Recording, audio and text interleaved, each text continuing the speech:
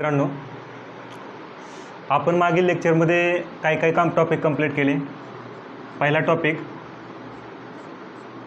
RBIचे मौद्रिक धोरण बघितले आपण. दुसरा टॉपिक आपण कोणता कंप्लीट केला? RBI आणि बँकिंग संरचना कंप्लीट केला. RBI प्लस काय केला, बँकेची काय असेल ती संरचना कंप्लीट केला. तिसरा आपण टॉपिक कंप्लीट केला NPA, बेसल निकष आणि त्याला असणाऱ्या लागू असणाऱ्या गोष्टी. आज जो चौथा बँकिंगच्या संदर्भात, आता बघा बँकिंगचा टॉपिक आपल्याला एकत्रितपणे अभ्यास करायचा आहे. बँकिंगच्या संदर्भात शेवटचा टॉपिक आपला तो म्हणजे आता हे मनी सिस्टम किंवा पैसा पद्धत आपण म्हणतो. हा झाला आपला भाग 1, इकॉनॉमीचा एक भाग. मी सांगितलं तुम्हाला सुरुवातीलाच, मी इकॉनॉमीला किती पार्टमध्ये, 7 ते 8 पार्टमध्ये काय केलेलं आहे, डिवाइड केलेला आहे. त्याच्यामधला हा जो भाग 1 आहे तो कशा संदर्भात आहे, बँकिंग RBI ह्याच्या संदर्भात. आणि हा आपला काय होईल, एक भाग 1. मग आज आपल्याला बघायचं तो म्हणजे पैसा पद्धत. मग ह्याच्यानंतर आपण दुसरं जसं नेक्स्ट लेक्चर येईल तसं हे करू, कंटिन्यू करू. आता बघा, पैसा पद्धतीमध्ये सर्वात ज्यावेळेस झाली माणसाची, त्यावेळेस माणूस जे वापरत होता, पैसा पद्धत नव्हती, पैसा नव्हता वगैरे काय नव्हता. मग माणूस व्यवहार कसा करत होता? ज्यावेळेस मनीची सुरुवाती झाली नाही, पैशाची सुरुवाती झाली नाही, अशा वेळेस माणूस सुरुवातीला वापरत होता वस्तू विनिमय पद्धत. वस्तू विनिमय पद्धतीचा वापर करून काय करायचा, माणूस दैनंदिन व्यवहार करायचा. आता वस्तू विनिमय पद्धत म्हणजे काय, किंवा त्याला काय म्हणतो आपण, बार्टर सिस्टम म्हणतो.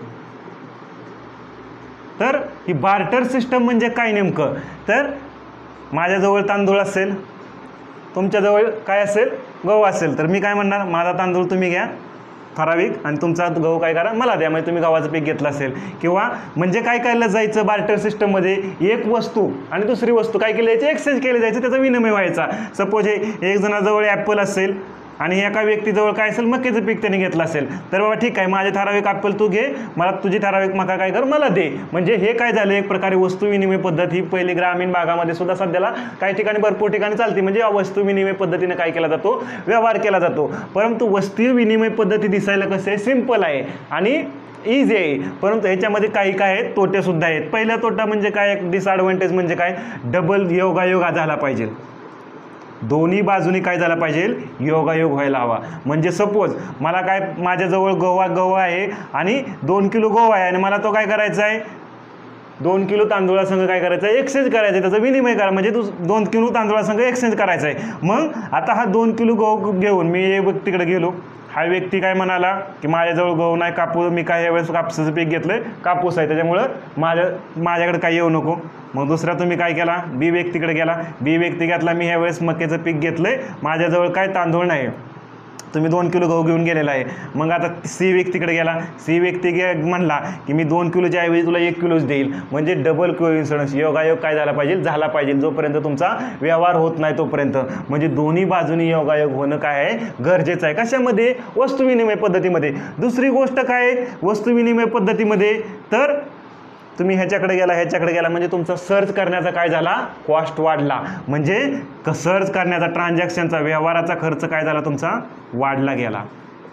व्यवहाराचा खर्च बी काय होतो, वस्तू विनिमय पद्धतीमध्ये जास्त येतो. तिसरी गोष्ट म्हणजे काय, स्पेशलायझेशन. सपोज मला IT मधलं जास्तीत जास्त नॉलेज आहे, मी काय करतो, त्याच्यामध्ये स्पेशलायझेशन करून पुढे जाऊ शकतो. परंतु मला माहीत आहे की नुसतं IT करून काय होणार नाही. जर वस्तू विनिमय पद्धत असेल तर काय करावं लागेल, शेतीसुद्धा करावं लागेल, सगळ्या गोष्टी करावं लागेल. म्हणजे माणूस एक व्यवसाय करू शकत नाही याच्यामुळं. मग काय करू शकतो, आपल्या शेतीमध्ये काय करणार, तो गव्हाचं बी पीक घेणार, तांदळाचं बी घेणार, भाजीपाला बी घेणार, सगळ्या गोष्टी घेणार. म्हणजे एका गोष्टीमध्ये जर तुम्हाला जास्त हे असेल तर त्याच्यामध्ये स्पेशलायझेशनला काय करत नाही, प्रमोट करत नाही. तिसरी गोष्ट औद्योगिकरण. औद्योगिकरणला प्रमोट करताय का वस्तू विनिमय पद्धत, नाही करत. कारण तुम्ही म्हणला माझ्याजवळ टायर आहे आणि तुझ्याजवळ कुठला पार्ट आहे तर मला काय कर दे. म्हणजे वस्तू विनिमय होऊ शकतं का, म्हणजे एक प्रकारे काय, औद्योगिकरण करायचं असेल तर पैसा पद्धतच हवी. म्हणजे औद्योगिकरणला काय करत नाही, वस्तू विनिमय पद्धत प्रमोट करत नाही. परत 5वी गोष्ट काय, डिव्हिजिबिलिटी. डिव्हिजिबिलिटी म्हणजे काय, तुम्ही सोन्याचा व्यापार करताय आणि तुमच्याजवळ थोडंसं सोनं आहे, बरोबर, आणि हे सोनं घेऊन तुम्हाला चहा प्यायची तलब झाली, तुम्ही चहा पिण्यासाठी कुठे गेला, चहावाल्याकडे गेला, चहावाला आणि थोडासा सोन्याचा तुकडा घेऊन गेला तुम्ही, आणि त्यावेळेस तुम्हाला आणखी 10-15 जण गोळा करून घेऊन जावं लागतील, त्यावेळेसच काय होईल, तिथं त्याची बराबरी होईल, म्हणजे डिव्हिजिबिलिटी होऊ शकत नाही. वस्तू विनिमय पद्धतीमध्ये डिव्हिजिबिलिटीचा बी काय आहे, प्रॉब्लेम आहे. ह्या सगळे प्रॉब्लेम असल्यामुळं माणूस वस्तू विनिमय पद्धतीकडून पैसा पद्धतीकडं वळाला. हे वस्तू विनिमयमध्ये सगळ्या हे आल्यामुळं, अडचणी आल्यामुळं. आता ज्या वेळेस माणूस वस्तू विनिमय पद्धतीकडे वळाला, बघा, माणूस पैसा पद्धतीकडे ज्यावेळेस माणूस वळाला त्यावेळेस आता पैसा पद्धत, मग पैशाची कार्य काय हे पहिल्यांदा आपण काय करू, समजून घेऊ. पैशाची कार्य. आता पैशाची कार्य काय, ह्याच्यामध्ये पैशाचे प्राथमिक कार्य आहेत, प्रायमरी फंक्शन.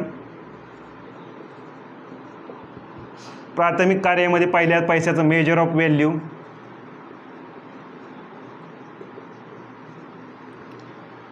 तुम्ही गहू मोजायचा असेल तर कसं, किलोमध्ये मोजता, म्हणजे कोणती एखाद्या वेळेस किलोमध्ये मोजता. व्हॉल्यूम मोजायचा असेल तर कशामध्ये मोजता तुम्ही, ह्याच्यामध्ये मीटर क्यूब म्हणा किंवा लिटरमध्ये मोजता.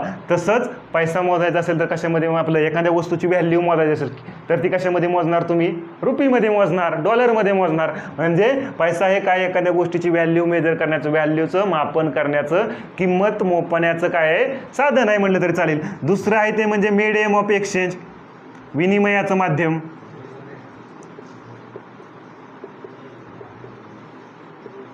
मीडियम ऑफ एक्सचेंज, विनिमयाचं माध्यम. पैशाच्या सहाय्याने तुम्ही काय करू शकता, व्यवहार करू शकता डेली. एक म्हणजे तुम्हाला जर काय कांदा हवा असेल तर तुम्ही 1 किलो कांदा हवा असेल तर तुम्ही काय जाऊ शकता, पैसा घेऊ, म्हणजे 1 किलोसाठी 10 रुपये असेल तर 10 रुपये घेऊन जाऊन तुम्ही कांदा खरेदी करू शकता. म्हणजे पैसा हे काय करू शकतं, विनिमयाचं माध्यम सुद्धा म्हणून कार्य करतं. द्वितीय कार्य, द्वितीय कार्यामध्ये काय, तुमच्याजवळ मनी असेल तुम्ही तर तो काय करू शकता, तुम्ही पैसा स्टोअर बी करून ठेवू शकता. दुसरी गोष्ट काय आली, ट्रान्सफर करू शकता एका ठिकाणावर दुसऱ्या ठिकाणी, जे कुठेही काय करू शकता, पैशाचं काय केलं जाऊ शकतं, ट्रान्सफर सुद्धा केलं जाऊ शकतं. आणि तिसरं जे कार्य आहे पैशाचं ते म्हणजे स्थगित देयमान किंवा डिफर्ड पेमेंट म्हणतो आपण. स्थगित देयमान म्हणजे काय, डिश टीव्हीचा रिचार्ज केला तुम्ही 6 महिन्याचा एकदम, तर 5 दिवस तुम्हाला सूट दिली, 5 दिवसाने सुद्धा तुम्ही काय करू शकता, स्थगित पेमेंट करू शकता. सपोज कामगारांचा पगार असेल तर तो काय केला जाईल, स्थगित केला जाईल. म्हणजे एक प्रकारे स्थगित करून थोड्या कालावधीनुसार कालावधीनंतर केला जाईल. म्हणजे एक प्रकारे काय झालं, स्थगित देयमान सुद्धा तुम्ही काय, स्थगित सुद्धा पैशाचा म्हणजे वापर करू शकता. ही झाली काय, प्राथमिक कार्य आणि द्वितीय कार्य. हे कशामध्ये, पैसा पद्धतीमध्ये. आता पैशाची काय झाली, उत्क्रांती कशा प्रकारे झाली हे आपल्याला बघायचं आहे. पैशाची उत्क्रांती कशी झाली, माणसाची उत्क्रांती कशी झाली. माणूस पहिल्यांदा काय होता, माकड होता, माकडापासून माणसाची हळूहळू काय झाली, उत्क्रांती होत गेली. तसेच पैशाची सुद्धा उत्क्रांती होत गेली. पैशाची उत्क्रांती कशा प्रकारे होत गेली बघा. पहिल्यांदा आला वस्तूंचा पैसा, माणूस यूज करू लागला वस्तूंचा पैसा. दुसऱ्यांदा जो पैसा आला तो धातूंचा पैसा, धातूंचा यूज करू लागला पैसा म्हणून. तिसऱ्यांदा जो माणूस पैशाचा यूज करू लागला तो म्हणजे कागदी पैसा. जशी माणसाची उत्क्रांती होत गेली तशीच पैशाची सुद्धा उत्क्रांती होत गेली, कागदी पैसा. नंतर आला बँक मनी, आणि नंतर आता काय आलेलं आहे, आभासी चलन. बरोबर ना, क्रिप्टॉइन, आपलं बिटकॉइन, क्रिप्टोकरन्सी वगैरे या सगळ्या गोष्टी, आभासी चलन. आता ह्या सगळ्या गोष्टी आपल्याला काय करायच्या आहेत, सिरियलनी बघायच्यात. पहिल्यांदा काय आला, वस्तूंचा पैसा, नंतर कोणता, धातूंचा पैसा, नंतर कोणता, कागदी पैसा, नंतर कोणता, बँक मनी, नंतर कोणता, आभासी चलन. आता ह्याच्यामध्ये सुरुवात करताना आपल्याला बघायचं आहे तो म्हणजे पहिल्यांदा वस्तूंचा पैसा.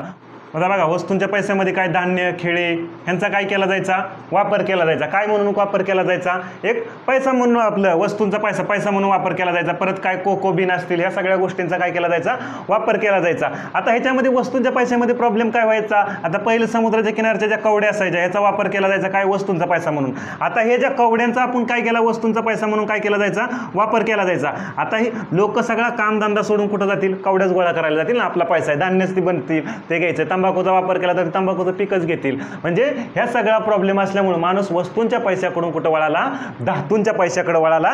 मग धातूंच्या पैशामध्ये आपण बघूया, धातूंच्या पैशामध्ये मग वस्तूंच्या पैशामध्ये हे प्रॉब्लेम असल्यामुळे माणूस कुठं वळाला गेला धातूंच्या पैशांकडे. धातूंच्या पैशामध्ये मग कोणत्या गोल्ड कॉईन आल्या, सिल्वर कॉईन आल्या. पहिले जे गोल्ड कॉईन यूज केल्या जायच्या ते कुठं गुप्ता असेल व परत कुशाणा असेल यांच्या काळामध्ये काय केलं जायच्या, गोल्ड कॉईनचा काय केला जायचा जास्तीत जास्त वापर केला जायचा. परत आणखी दुसरं कुठला सिल्वर कॉईन कुठं शेरशाह सुरी असेल, शेरशाह सुरीच्या काळात बी काय केलं जायचं, सिल्वर कॉईनचा काय केला जायचा वापर केला जायचा. मग आता ह्या कॉईनमध्ये आपण दोन प्रकार बघणार आहोत. दोन प्रकार, पहिला जो आहे फुल बॉडीड कॉईन आणि दुसरा आहे ते म्हणजे टोकन कॉईन. आता फुल बॉडीड कॉईन म्हणजे अशा कॉईन ज्यांची अंगभूत व्हॅल्यू, अंगभूत किंमत ही ग्रेटर दॅन किंवा इक्वल टू कशाची असते, फेस व्हॅल्यूच्या. आणि टोकन कॉईनमध्ये अंगभूत किंमत ही लेस दॅन कशाच्या, फेस व्हॅल्यूच्या. आता बघा, हे 5 रुपयाचं सोन्याचं नाणं आहे. हे 5 रुपयाचं सोन्याचं नाणं मी काय केलं, वितळवलं. आणि हे वितळवून मार्क विकायला नेलं तर काय होईल, 5 रुपयाच्या आधी काय होईल, जास्तीत जास्त पैसा येईल. म्हणजे 5 रुपयाचं नाणं मी वितळवलं आणि ते काय येईल मार्केटमध्ये विकायला नेलं तर 5 रुपयापेक्षा जास्त पैसे मला मिळतील. म्हणजेच काय तर त्याची फेस व्हॅल्यू किती आहे, ॲक्च्युली 5 रुपये. आणि अंगभूत व्हॅल्यू काय आहे, त्याची वितळून जर विकायचं म्हटलं तर जास्त आहे. म्हणजे अंगभूत व्हॅल्यू ही फेस व्हॅल्यूपेक्षा जास्त असेल तर त्याला काय म्हटलं जातं, फुल बॉडीड कॉईन. टोकन कॉईनमध्ये काय होतं, आता जे सध्याच्या कॉईन आहेत ते कशा आहे, टोकन कॉईन आहे. त्या जर वितळून तुम्ही विकायला नेल्या तर काय होईल, त्याची फेस व्हॅल्यूपेक्षा अंगभूत व्हॅल्यू काय होईल, कमी असेल. बरोबर. मग हे झाल्या कोणत्या, टोकन कॉईन. म्हणजे एक लक्षात घ्या, फुल बॉडीड कॉईन मधला आणि टोकन कॉईन मधला डिफरन्स काय आहे. आता बघा, हा फुल बॉडीड कॉईन आणि टोकन कॉईन, एक समस्या बी अशी आहे बघा, डिबेसमेंटची. डिबेसमेंटची समस्या जी आहे ही कशामध्ये, फुल बॉडीड कॉईनमध्ये येत होती. मग पहिलं अकबराच्या काळामध्ये काय केलं जायच्या, अकबराच्या काळामध्ये सपोज 10 रुपयाची काय असेल, नाणं असेल आणि ह्याच्यामध्ये सिल्वर यूज केलं जात असेल 20 ग्रॅम. 1 रुपयाचं नाणं आहे समजून चाला, ह्याच्यामध्ये किती सिल्वर 20 ग्रॅम यूज केलं जात होतं. नंतर कोण आलं, जहांगीर वगैरे आले, मुघल सल्तनत थोडी त्यावेळेस डिक्लाईन व्हायला लागली होती. मग ह्यावेळेस सपोज 1 रुपयाचं नाणं असेल त्यावेळेस त्याच्यामध्ये सिल्वर 10 ग्रॅमच यूज केलं जात होतं. आता सपोज अकबराच्या काळामध्ये एक सफरचंद, एक ॲपल कितीला, एक आपलं काय म्हणतात, 1 रुपयाच्या नाण्याला मिळत होता. एक ॲपल 1 रुपयाच्या नाण्याला मिळत होता. तर जहांगीराच्या काळामध्ये काय होईल, तोच ॲपल घ्यायला गेला तर दुकानदार काय म्हणला, आता मला 2 रुपये दे. कारण तो हुशार झालेला असणार आहे की त्याच्यामध्ये किती आहे, सिल्वर 10 ग्रॅमच आहे. म्हणजे जुनं नाणं आणलं तर तो एकच घेईल आणि नवीन नाणं आणलं तर काय करेल, ते 2 नाणी मागेल. म्हणजेच काय झाला, हा प्रॉब्लेम काय झाला, डिबेसमेंटचा प्रॉब्लेम झाला. आणि हा डिबेसमेंटचा प्रॉब्लेम म्हणजेच लोकांचा एक प्रकारे ह्याच्यामुळेच काय होईल, महागाई वगैरे वाढू शकते. परत काय लोकांचा राजावरचा विश्वास काय होईल, कमी होईल. म्हणजे असं नाण्यामध्ये एकदम काय केली, घट वगैरे केली तर. म्हणजे हे सगळे प्रॉब्लेम कशामध्ये, फुल बॉडीड कॉईनमध्ये येत होते. आता आणखी काय प्रॉब्लेम फुल बॉडीड कॉईनमध्ये, एक थॉमस ग्रिशम्स लॉ सांगितलेला आहे बघा. थॉमस ग्रिशम्स लॉ, ह्या लॉमध्ये सांगितलेलं आहे की वाईट पैसा चांगल्या पैशाला दूर सारतो.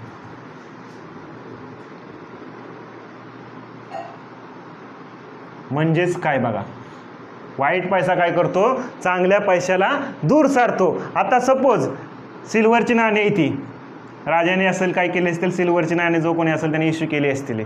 आता ही जी सिल्वरची नाणी आहेत, ही सिल्वरची नाणी लोक काय करायची, पहिले कांसीनं वगैरे घासायची आणि त्याच्यामधून थोडंफार सिल्वर वगैरे काढलं जाईल. आणि नंतर मग काय होईल, ते सिल्वर वगैरे काढून मग ते नाणी मार्केटमध्ये सर्क्युलेट तर होत होती, पण त्याच्यातून काय करायचं, सिल्वरचं प्रमाण काय झालं, कमी झालं. म्हणजे हे सिल्वर वगैरे काय केलं, त्याच्यापासून काढून घेतलं थोड्याफार प्रमाणात. आणि आता नवीन काही ठराविक काळानंतर राजाने काय केली, नवीन सिल्वरची नाणी इश्यू केली. आता ही नवीन आलेली जी सिल्वरची नाणी आहे ती बघा, नवीन सिल्वरची नाणी आलेली काय करतात लोक, काय करतात स्वतःजवळ स्टोअर करून ठेवतात. ती काय करतील, स्वतःजवळ स्टोअर करून ठेवतील नवीन आलेली, आणि मार्केटमध्ये जो फ्लो होईल ते कुठल्या जुन्या नाण्यांचाच होईल. म्हणजेच काय झाला, हा वाईट पैसा आहे आणि नवीन आलेला कोणता, चांगला होता तो. वाईट पैशाने काय केलं, ह्या चांगल्या पैशाला काय केलं, दूर सारलं. म्हणजे लोकांनी स्वतःजवळच ठेवला आणि वाईट पैसाच काय झाला, मार्केटमध्ये फ्लो व्हायला लागला. हा झाला कोणाचा, थॉमस ग्रिशम्स लॉ. काय म्हणतोय, वाईट पैसा चांगल्या पैशाला दूर सारतो. म्हणजे हे बी प्रॉब्लेम काय होत होते, फुल बॉडीड कॉईनमध्ये येत होते. आणखी एक प्रॉब्लेम बघा फुल बॉडीड कॉईनच्या संदर्भात. आपलं पहिलं एक 5 रुपयाचं नाणं होतं बघा, ते सोनेरी कलरचं नव्हतं, असं साधं होतं. मग हे 5 रुपयाचं नाणं काय करायचे, बांगलादेशमध्ये वगैरे हे 5 रुपयाचे नाणं तस्करी करून घेऊन जायचे आणि हे घेऊन जाऊन त्याला वितळवायचे. वितळवून त्याच्यापासून 10 ब्लेड बनवायचे. आणि हे ब्लेड 10 ब्लेड किती, 20 रुपयाला वेगळे. एक ब्लेड 2 रुपयाला म्हटलं तर किती, 20 रुपये. म्हणजे 5 रुपयापासून किती रुपये झालं, 20 रुपये झालं. किंवा याची ठराविक 8 ब्लेड बनवली तरी काय होणार आहे. म्हणजे एक प्रकारे बघा हा प्रॉब्लेम येत असल्यामुळं काय केलं, भारत सरकारने सोनेरी कलरचं नाणं आणलं. आणि ह्याच्यामध्ये काय आहे बघा, कॉपर आणि निकेल आहे, कॉपर प्लस निकेल आहे. आणि आता जर त्याच्यापासून ब्लेड बनवणं शक्य आहे का, नाही. म्हणजे हे रिझन असल्यामुळे, तस्करी वगैरे होत असल्यामुळे काय केलं, ह्याच्यामध्ये ह्याला काय म्हटलं गेलं, क्युप्रोनिकेल कॉईन सुद्धा म्हटलं गेलेलं आहे. मग फुल बॉडीड कॉईनमध्ये हे सगळं प्रॉब्लेम चालू असतात. म्हणून सरकार काय करतं, जास्तीत जास्त कशालाही करतं, प्रेफर करतं टोकन कॉईनला, कोणतंही गव्हर्नमेंट सध्याचं. ओके, सध्याला आपल्या इथं काय आहेत, टोकन कॉईन आहेत. मग हे झालं कशाच्या, आणि कॉईनचा कायदा, कॉईनचा कायदा 2011 नुसार, कॉईनचा कायदा 2011 नुसार कोणतीही कॉईन वितळवण्यास काय आहे, बंदी आहे. नाहीतर काय होऊ शकते, तुम्हाला शिक्षा सुद्धा होऊ शकते. म्हणजे कॉईन वितळवण्यास बंदी आहे, कॉईनचा कायदा 2011 नुसार. नंतर माणूस धातूंच्या पैशाकडून वळाला कागदी पैसा. धातूंच्या पैशाकडून माणूस कुठं वळाला, कागदी पैशाकडे वळाला. आता कागदी पैशामध्ये बघा, कागदी पैसा म्हणजे आपण ज्या आता रेग्युलर जे काय त्या नोट आहेत त्या. मग कागदी पैशामध्ये समजून घेताना आपल्याला माहीत पाहिजे पहिल्यांदा वैधानिक मुद्रा. वैधानिक मुद्रा म्हणजे काय हे पहिल्यांदा काय करू आपण समजून घेऊ. वैधानिक मुद्रा म्हणजे बघा, वैधानिक मुद्रा म्हणजे ज्याला काय आहे, गव्हर्नमेंटचं किंवा कोणती ना कोणती एखादी लिगल अथॉरिटी तिचं काय आहे, बॅकअप आहे. म्हणजे एक प्रकारे ते असेच कुणी बी इश्यू केलेलं नाही, पण त्याला काय आहे, कुणाचं ना कुणाचं काय आहे, बॅकअप आहे. अशा पैशाला काय म्हटलं जातं, वैधानिक मुद्रा किंवा फॅट मनी म्हटलं जातं. एक प्रकारे APIT फॅट मनी. आता ही जी वैधानिक मुद्रा आहे आपल्या भारतामध्ये कोण, RBI आणि गव्हर्नमेंट इश्यू करतं. गव्हर्नमेंट काय करतं, कॉईन, जेवढ्या कॉईन आहेत त्या सगळ्या कोण करतं, इश्यू करतं, भारत सरकार करतं. कोणत्या कायद्यानुसार, कॉईनचा कायदा. कॉईनच्या कायद्यानुसार काय करतं, भारत सरकार कॉईन इश्यू करतं. आणि दुसरं काय करतं, एक आणखी ₹1 ची काय करतं, नोट. हे बी कोण करतं इश्यू, भारत सरकार करतं. आणि ह्याच्यावर सही कोणाची असती, वित्त सचिवाची, फायनान्स सेक्रेटरी.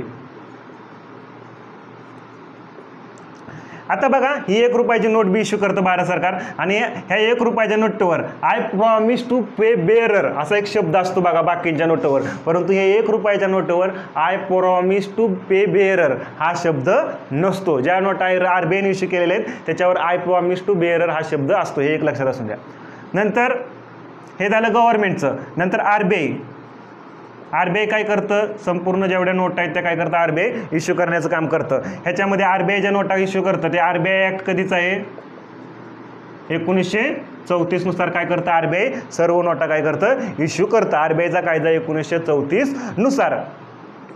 मग ह्याच्यावर शब्द असतो बघा एक, I promise to pay bearer. आता हे झाला कसा, वैधानिक मुद्रा झाला. कारण हे कुठल्या ना कुठल्या काय केलेलं आहे, अथॉरिटीने त्याला बाइंडिंग. लीगल टेंडर म्हणजे काय,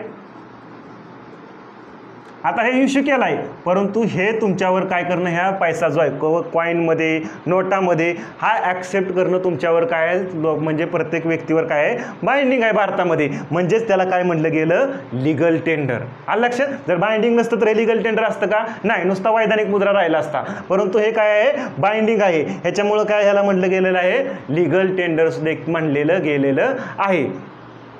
आलं लक्षात हे सगळं.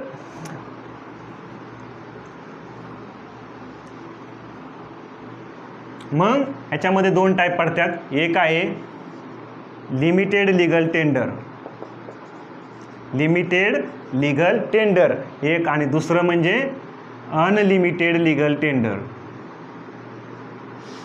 Unlimited legal tender. Limited legal tender म्हणजे काय? कोणतं? कॉइन हे काय आहे? लिमिटेड लीगल टेंडर आहे. नोटा हे काय आहे? करन्सी, करन्सी किंवा नोटा म्हटलं तरी चालेल. नोटा काय आहे? अनलिमिटेड लीगल टेंडर आहे. लिमिटेड, आता लिमिटेड का म्हटलेलं आहे ह्याला, ह्याला अनलिमिटेड का म्हटलेलं आहे? जर तुम्ही एक किंवा बघा एक किंवा एकपेक्षा जास्त, म्हणजे एक किंवा एक रुपया, म्हणजे एक प्रकारे कॉईनमध्ये एक रुपया व त्यापेक्षा जास्त कोणती कितीचे बी कॉईन असू द्या, एक रुपया किंवा एक रुपयापेक्षा जास्त ज्या कॉईन आहेत त्याच्यामध्ये तुम्ही जास्तीत जास्त किती तुमच्यावर बंधनकारक असतं?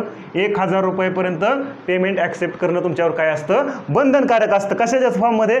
कॉईनच्या फॉर्ममध्ये. मग त्याच्यापेक्षा जास्त तुम्ही ॲक्सेप्ट समोरचा देत असेल तर तुम्ही नाकारू सुद्धा शकता. परंतु तुम्हाला 1000 रुपयापर्यंत पेमेंट एक किंवा रुपये एक किंवा त्यापेक्षा जास्त कॉईनमध्ये पैसा जो असेल त्याच्यामध्ये 1000 पर्यंत तुम्हाला घेणं काय आहे? बंधनकारक आहे. म्हणजे हे कॉईन कशानुसार सांगितलेलं आहे? कॉईनच्या कायद्यानुसार सांगितलेलं आहे. आणि म्हणून ह्याला काय म्हणलेलं आहे? लिमिटेड आहे. आणि 50 पैसा असेल, 50 पैसा असेल तर तुम्हाला 10 रुपयापर्यंत, म्हणजेच किती? 50 पैशाच्या 20 कॉईन कमीत कमी घेणं तुमच्यावर काय असेल? बंधनकारक असेल. त्याच्यापेक्षाही तुम्ही जास्त घेऊ शकता समोरचा देत असेल तर, परंतु कमीत कमी 10 रुपयापर्यंत घेणं हे तुमच्यावर कॉईनच्या कायद्यानुसार काय आहे? बंधनकारक आहे. म्हणून काय सांगितलं? याच्यामध्ये लिमिट ठेवलेलं आहे. म्हणून ह्याला काय म्हणलेलं आहे? Limited legal tender. आणि करन्सीला, नोटाला अनलिमिटेड का? तर तुम्ही नोटामध्ये किती बी काय करू शकता? पैसा काय करू शकता? घेऊ शकता. परंतु आता फायनान्स ॲक्ट आला, फायनान्स ॲक्ट आला कधीचा? 2017चा. नोटांमध्ये तुम्ही किती बी पैसा घेऊ शकत नाही. ह्याच्यामध्ये बी थोड्याफार प्रमाणात काय टाकलेलं आहे? लिमिट टाकलेलं आहे. 2 लाखापर्यंतच तुम्ही कॅशमध्ये पेमेंट घेऊ शकता समोरच्याकडून. जर तुम्ही 2 लाखापेक्षा जास्त एका वेळेस जर कॅशमध्ये समोरच्याकडून पेमेंट घेतलं तर तुमचा RBIच्या कायद्यानुसार तुमचा पैसा काय करण्यात आला येईल? म्हणजे एक प्रकारे तुमचा पैसा जो आहे तो जेवढा तुम्ही पैसा, म्हणजे जेवढा व्यवहार करताय तेवढा सगळा मनी काय करण्यात येईल? जप्त करण्यात येईल. असं फायनान्स ॲक्ट 2017मध्ये सांगितलेलं आहे. परंतु एक काय त्याच्यामध्ये, जर तुम्ही 2 लाखापेक्षा जास्त पैसा घेऊन तुम्ही बँकेमध्ये जमा करायला गेला तर तिथं जप्त नाही होणार. फक्त जप्त कुठं होणार? असा रेग्युलर जो व्यवहार आहे तिथं जर तुम्ही 2 लाखापेक्षा जास्त जर एका वेळेस कॅशमध्ये व्यवहार केला तर जेवढा आहे तेवढा मनी काय केला जाईल? जप्त केला जाईल. असं फायनान्स ॲक्ट 2017मध्ये सांगितलेलं आहे. परंतु आपण ह्याला क्लासिफाय करताना अनलिमिटेड लीगल टेंडरमध्येच काय करतो? कॅशला काय करतो? क्लासिफाय करतो. आता बघा, ज्या नोटा करन्सी कॉईन आहेत ह्या कॉईनच्या ॲक्टनुसार, कॉईन ॲक्टनुसार भारत सरकार काय करतो? कॉईन इश्यू करू शकतं. परंतु हे कॉईन कितीपर्यंत मॅक्झिमम भारत सरकार? 1000ची मॅक्झिमम, जास्तीत जास्त कॉईन 1000ची भारत सरकार काय करू शकतं? इश्यू करू शकतं. म्हणजे 1000 रुपयापर्यंतची कॉईन, 1000 रुपयापर्यंतच्या कॉईन भारत सरकार इश्यू करू शकतं. कशानुसार? कॉईनच्या कायद्यानुसार सांगितलेलं आहे. हे तुमच्या सर्व लक्षात आलं असेल तर आपण पुढं प्रत्येक नोटवर काय काय, म्हणजे कोणकोणते चिन्ह हे आहेत, म्हणजे 10 रुपयाच्या नोटवर काय आहे, प्रत्येक नोटविषयी थोडक्यात काय करू समजून घेऊ. बघा, कागदी नोट संदर्भात 10 रुपयाच्या नोटवर काय आहे? सूर्य मंदिर आहे, कोणार्क, ओडिसाचं. 20 रुपयाच्या नोटवर काय आहे? इलोरा काव आहे. 50 रुपयाच्या नोटवर काय आहे? हम्पी चारत आहे, विठ्ठल मंदिरचं, कर्नाटकचं. हम्पीचा रथ, विठ्ठल मंदिर, कर्नाटकचं आहे. येलोरा काव महाराष्ट्राची 20 रुपयाच्या नोटवर. हां, वेरूळची आपली इथं महाराष्ट्रातली. 100 रुपयाच्या नोटवर राणी की वाव आहे, पठाण, गुजरातचं. ही एक वर्ल्ड हेरिटेज साईटसुद्धा ही राणी की वाव आहे. राणी उदयमतीने हे बांधलेलं आहे आपल्या ह्याच्या भीमदेवच्या ह्याच्यामध्ये. परत 200च्या नोटवर आहे सांची स्तूप आहे, मध्य प्रदेशचा. ₹500च्या नोटवर आहे लाल किल्ला, कुठं आहे? दिल्लीचा. लाल किल्ला हा शहाजहानने आपल्या मुमताजच्या आठवणीमध्ये. 2000च्या नोटवर आहे मंगळयान. आणि जे नवीन मंगळयान आहे, जे 2013ला आपण मंगळयान सोडलेलं होतं ते, आणि नवीन जो रुपयाचा सिंबल आलेला आहे बघा, असा आहे नवीन रुपयाचा सिंबल. हा जो डिपार्टमेंट ऑफ इकॉनॉमिक अफेअरने काय केलं होतं? डिपार्टमेंट ऑफ इकॉनॉमिक अफेअर हे वित्त मंत्रालयाच्या अंतर्गत एक 5 डिपार्टमेंट आहे, त्याच्यापैकी एक डिपार्टमेंट आहे. यांनी एक कॉम्पिटिशन घेतलं होतं. या कॉम्पिटिशनमध्ये डी उदयकुमार नावाचा व्यक्ती, हे जे आहे ते IIT गुवाहाटीचे प्रोफेसर होते. ह्यांचं काय करण्यात आलं? ह्यांचा जो सिंबॉल आहे तो सिलेक्ट करण्यात आला आणि तो नवीन रुपयाचा काय आहे? सिंबॉल आहे. या अशा प्रकारे कागदी पैशाच्या संदर्भात आपला काय झाला? संपूर्ण आढावा झाला. आता माणूस कागदी पैशाकडून पुढं कुठं गेला, बँक मनीकडे.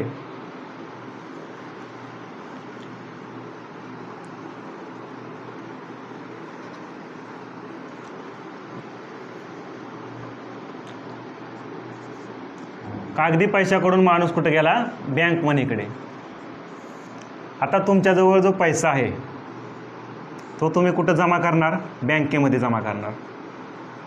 बँकेमध्ये तुमचं करंट अकाउंट असेल, सेविंग अकाउंट असेल, जे काय आहे ते, त्याच्यामध्ये तुम्ही तुमच्याजवळचा मनी काय केला, बँकेमध्ये जमा केला. त्याच्यानंतर बँक काय करणार, त्याच्यापासून बँक मनी जनरेट करणार. बँक म्हणजे बँक मनी जनरेट झाला. तुमच्या अकाउंटवर तुम्ही 100 रुपये जमा केले तर किती येणार, तुमच्या अकाउंटवर दाखवणार 100 रुपये दाखवणार. ह्या झाला तुमचा काय, बँक मनी. मग ह्याच्या सहाय्याने तुम्ही पेपर ऑर्डर बी इश्यू करू शकता. पेपर ऑर्डर म्हणजे काय, चेक. तुम्ही चेकच्या सहाय्याने बी एखाद्याला पेमेंट देऊ शकता. परत डिमांड डीडीच्या सहाय्याने बी पेमेंट करू शकता. म्हणजे हे झालं पेपर ऑर्डर म्हणजे काय, एक प्रकारे चेक तुम्ही देऊ शकता किंवा डीडी देऊ शकता. दुसरी गोष्ट आहे म्हणजे इलेक्ट्रॉनिक ऑर्डर. म्हणजे तुम्ही ऑनलाईन बी पेमेंट करू शकता. नेफ्ट आलं, RTGS आलं, IMPS करू शकता. या सगळ्या गोष्टी आपल्याला समजून घ्यायच्यात. म्हणजे तुम्ही जो पैसा ठेवला आहे त्याच्यातून काय झाला, बँक मनी तयार झाला. बँक मनी सहाय्याने तुम्ही काय करू शकता, पेपर ऑर्डर जनरेट करू शकता. ऑनलाईन बी काय करू शकता, पेमेंट करू शकता. इलेक्ट्रॉनिक ऑर्डर वगैरे ह्या सगळ्या गोष्टी जात. त्याच्यामध्ये काय नेफ्ट, RTGS वगैरे काय गोष्टी. आता पहिल्यांदा आपल्याला समजून घ्यायचं पेपर ऑर्डरमध्ये. पेपर ऑर्डरमध्ये आपल्याला चेक विषय काय करायचं आहे, थोडक्यात बघायचं आहे. चेक सगळ्यांना तर माहितीच असेल, चेक म्हणजे काय, चेक काय सगळ्यांनी बघितलेला असेल. मग हा जो चेक आहे, ह्या चेकच्या संदर्भात कायदा होता 1881 मध्ये. कोण वायसरॉय होते, लॉर्ड रिपन. 1881 मध्ये रिपन हे वायसरॉय होते आणि त्यांनी एक कायदा आणला, नेगोशिएबल इन्स्ट्रुमेंट ॲक्ट.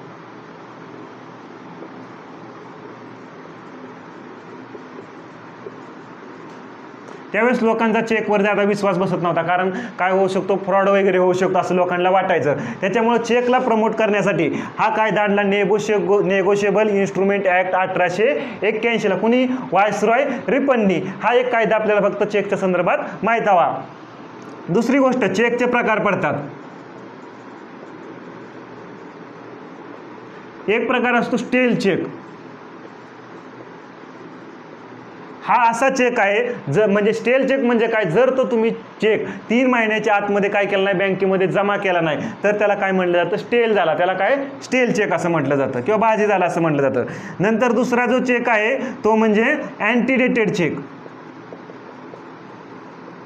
अँटीडेटेड म्हणजे काय, तो चेक तुम्हाला बँकेमध्ये ठराविक तारखेच्या आत काय करावा लागतो, जमा करावा लागतो. त्या चेकला काय म्हटलं जातं, अँटीडेटेड चेक. आणि तिसरा जो प्रकार आहे तो म्हणजे पोस्ट डेटेड चेक. हा पोस्ट डेटेड चेक आहे तो काय करावा लागतो, तुम्ही काय करता, एका ठराविक तारखेनंतर काय करावा लागतो, तुम्हाला तो बँकेमध्ये जमा करावा लागतो. त्याला म्हटलं जातं पोस्ट डेटेड चेक. आता हे झालं चेकचे प्रकार कशानुसार, टाईमनुसार झालं, वेळेनुसार. ह्याचं क्रॉसिंगनुसार बी प्रकार पडतात. जसं की ओपन किंवा काय, ओपन चेक किंवा बेरर चेक. ओपन चेक किंवा बेरर चेक. ओपन चेक किंवा बेरर चेक म्हणजे काय, असा ह्या चेकमध्ये बघा क्रॉसिंग नसतं. ह्या चेकमध्ये क्रॉसिंग नसतं आणि हा चेक कुणीबी जाऊन कोणीही काय करू शकतो, बँकेमध्ये जमा करू शकतो. त्या चेकला काय म्हटलं जातं, ओपन किंवा बेरर चेक असं म्हटलं जातं. आणि बाकीचे जे चेक असतात त्याच्यावर काय असतं, ठराविक क्रॉसिंग असतं. त्याच्यामध्ये मग वेगवेगळे प्रकार पडतात, अँडको चेक वगैरे म्हणा, परत स्पेशल क्रॉसिंगवाला वगैरे. हे काय एवढं आपल्यासाठी हे नाही. मग क्रॉसिंगनुसार आणि विदाऊट क्रॉसिंगनुसार काय आहे ते प्रकार आहेत. आता बघा काही चेक कसे असतात, आउटस्टेशन चेक असतात. त्याच्यामध्ये काय केलं जातं की तुम्ही जर एका पर्टिक्युलर ब्रँचचा असेल आणि दुसऱ्या ब्रँचमध्ये जर तुम्ही ब्रँच असेल महाराष्ट्रातल्या आणि तुम्ही गुजरातमध्ये गेल्यानंतर त्याच्यावर तुम्हाला काय लागेल, चार्ज लागला जाईल जर तुम्ही तिथल्या बँकेमध्ये जमा केला तर. आणि काही चेक असतात ते ॲट पार चेक असतात. ॲट पार चेकमध्ये काय केलं जातं, चार्ज लागला जात नाही. इथल्या ब्रँचचा असेल आणि तो जर तुम्ही काय केला दुसऱ्या ब्रँचमध्ये, गुजरातमधल्या ब्रँचमध्ये जाऊन तो तुम्ही जमा केला तर त्याच्यामध्ये काय करत नाही, चार्ज वगैरे लागत नाही. असं चेकचे काय होतात, वेगवेगळे प्रकार पडले जातात. आता बघा ह्याच्यामध्ये क्रॉसिंग असतं चेकमध्ये अशा प्रकारचं. हे जर क्रॉसिंग असेल तर कुणी बी जाऊन काढू शकत नाही पैसा. जर ज्याच्या अकाउंटवर म्हणजे ज्याचं ही केलेलं आहे बघा, ज्याच्या नावाने तो चेक आहे तोच काय करू शकतो, काढू शकतो. आणि ज्याच्यावर क्रॉसिंग नाही असं ह्या चेकमध्ये कसं ओपन किंवा बेरर चेक असतो, कुणी बी जाऊन तो काय करू शकतो, बँकेमध्ये जमा करू शकतो. आता हे झालं चेकचे वेगवेगळे प्रकार झाले. आता चेकमध्ये बघा IFSC कोड असतो एक. IFSC कोड, इंडियन फायनान्शियल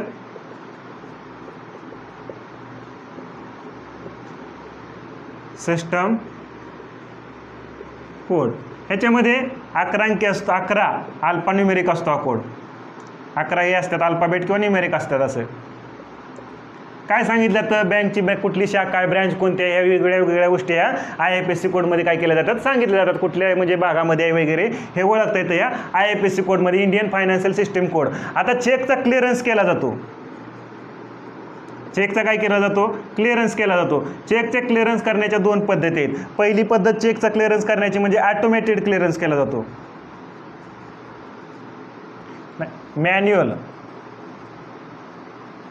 आणि दुसरी आहे ते ऑटोमॅटेड.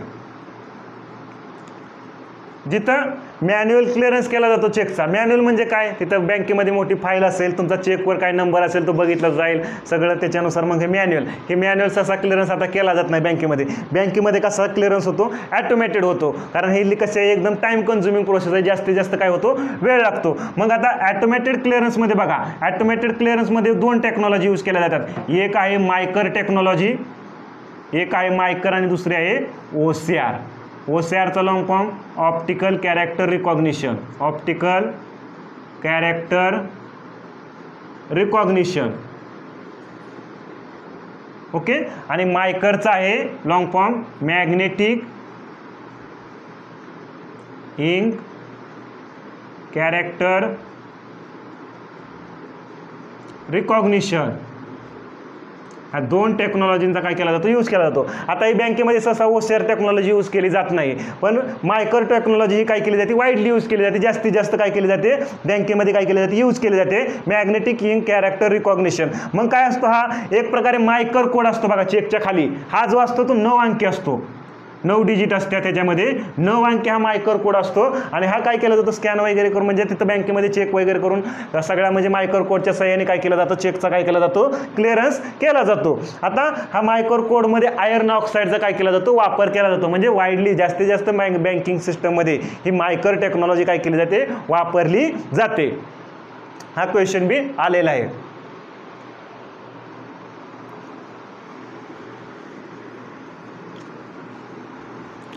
नंतर बघा cheque truncation system, CTS.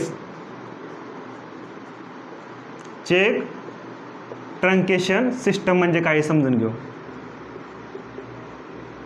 Cheque truncation system म्हणजे काय, आता हे एक काय आपण म्हणतो, एक SBI बँक आहे आणि दुसरी आहे ॲक्सिस बँक. आपल्या फेमस बँक आहे SBI आणि ॲक्सिस बँक.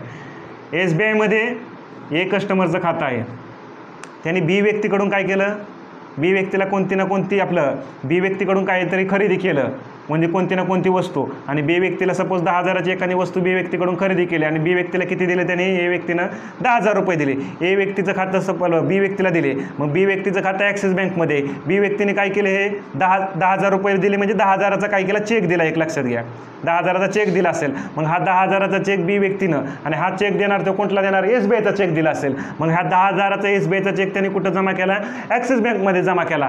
आता ॲक्सिस बँकमध्ये असं कितीतरी चेक येत असतील SBIचं. मग हे सगळं चेक भरून ते SBIला पाठवणार आहे का ट्रकने किंवा कशाने, नाही. मग ह्याच्यामध्ये काय केलं जातं, ह्या चेकला काय केलं जातं, चेकची काय केली जाते, स्कॅन इमेज फक्त काय केली जाते, SBIला पाठवली जाते. आणि मग SBI काय करणार, तिकडून 10,000 रुपये काय करणार, ॲक्सिस बँकला पाठवणार. आलं का लक्षात. म्हणजे ही जी प्रोसेस आहे बघा, हिथंच काय केली, स्कॅन इमेज करून इकडे पाठवली गेली, आणि इकडे काय केलं, SBIने काय केलं, 10,000 रुपये ॲक्सिस बँकला पाठवून दिलं झालं. ही जी प्रोसेस आहे, ह्याच्यामध्ये जी टेक्नॉलॉजी यूज केली जाते ती कोणती, चेक ट्रंकेशन सिस्टम. आणि ही चेक ट्रंकेशन सिस्टम हे जे ऑपरेट करण्याचं काम कोण करतं, NPCI नावाची संस्था, national payment corporation of India. हे काय आपण समजून घेणार आहोत थोड्या वेळाने.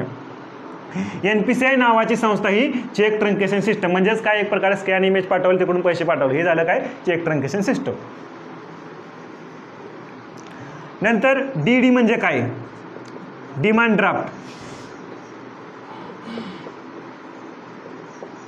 चेकमध्ये तुम्ही पैसा प्रीपेड करता का?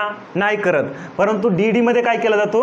मनी जो आहे तो काय केला जातो? प्रीपेड केला जातो. म्हणजे पहिल्यांदा काय केला जातो? पैसे म्हणजे तुमच्या अकाउंटवर कट होतात आणि मग काय केला जातो? DD वगैरे इश्यू केला जातो. मग ज्याच्या नावाने पाठवायचं तिथं तुम्ही काय करता? DD पाठवून दिला जातो. हे एवढाच फरक आहे DD मध्ये आणि चेकमध्ये. ह्याच्यामध्ये ज्यादा काय नाही. परंतु DD काय होऊ शकतो? तुम्ही पैसा प्रीपेड केला असल्यामुळं त्याच्यामध्ये फ्रॉड वगैरे होण्याचं काय चान्सेस नसतात, कमी असतात. हा झाला DDचा. ओव्हरड्राफ्ट म्हणजे तुमच्या अकाउंटवर पैसा नसतानाही तुम्ही काय करू शकता? बँकेकडून पैसे घेऊ शकता तुमच्या अकाउंटवर. त्याला काय म्हणलं जातं? जसं प्रधानमंत्री जनधन योजना आहे. या प्रधानमंत्री जनधन योजनेअंतर्गत ठराविक काय केला जातो? ओव्हरड्राफ्ट घेतला जातो. म्हणजे तुमच्या अकाउंटवर तुमचं बँक मागची हिस्ट्री वगैरे बघून मग हा जो ओव्हरड्राफ्ट घेतला जातो म्हणजे ठराविक तुमच्या अकाउंटवर नसतानाही तुम्ही काय करू शकता? पैसे घेऊ शकता लोनच्या स्वरूपात. त्याला म्हटलं जातं ओव्हरड्राफ्ट. ते परत माघारी करावं लागतात, नाही असं नाही. आता बघा, बँक मनीमध्ये आपण काय बघितलं? चेक बघितला, जे पेपर ऑर्डर आपण इश्यू करू शकतो. डिमांड ड्राफ्ट म्हणजे काय आपण काय केलं? समजून घेतलं. आता दुसरी गोष्ट आहे ती म्हणजे इलेक्ट्रॉनिक ऑर्डर. इलेक्ट्रॉनिक ऑर्डर म्हणजे तुम्ही जे ऑनलाईन सगळे पेमेंट करता, हे सगळ्या कशामध्ये येणार? बँक मनी जनरेट झाला, तुमच्या अकाउंटवर पैसे असेल तर तुम्ही काय करणार? ऑनलाईन ट्रान्सफर करणार. ह्याच्यामध्ये एक लक्षात घ्या, एक सिस्टम आहे बघा. इलेक्ट्रॉनिक ऑर्डर समजून घेण्याच्या आधी CBS कोर बँकिंग सोल्युशन,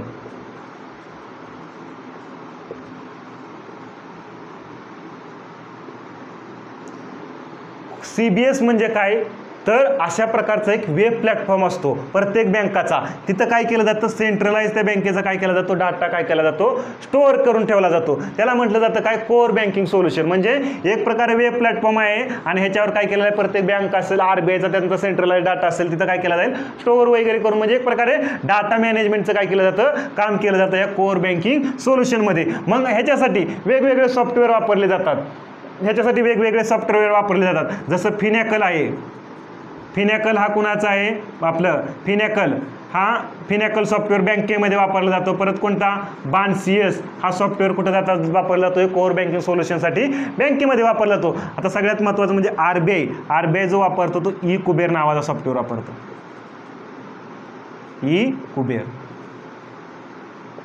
ई-कुबेर नावाचा सॉफ्टवेअर हा कोण वापरतं? RBI. हा आणि फिनॅकल आणि BANCS हे दोन सॉफ्टवेअर वाईडली कुठे यूज केले जातात? बँकेमध्ये काय केले जातात? यूज केले जातात. कशासाठी? त्या बँकेचं डाटा मॅनेजमेंट वगैरे सगळ्या गोष्टी ठेवण्यासाठी. आता मग हे ई-कुबेरवर बघा, तुम्हाला रेपोमध्ये पैसा पाहिजे असेल, MSF मध्ये पाहिजे असेल बँकेला, तर हे सगळं ई-कुबेर ऑनलाईन प्लॅटफॉर्मवर सगळं काम चालतं. जो ई-कुबेर ऑनलाईन प्लॅटफॉर्म आहे त्याच्यावर हे RBI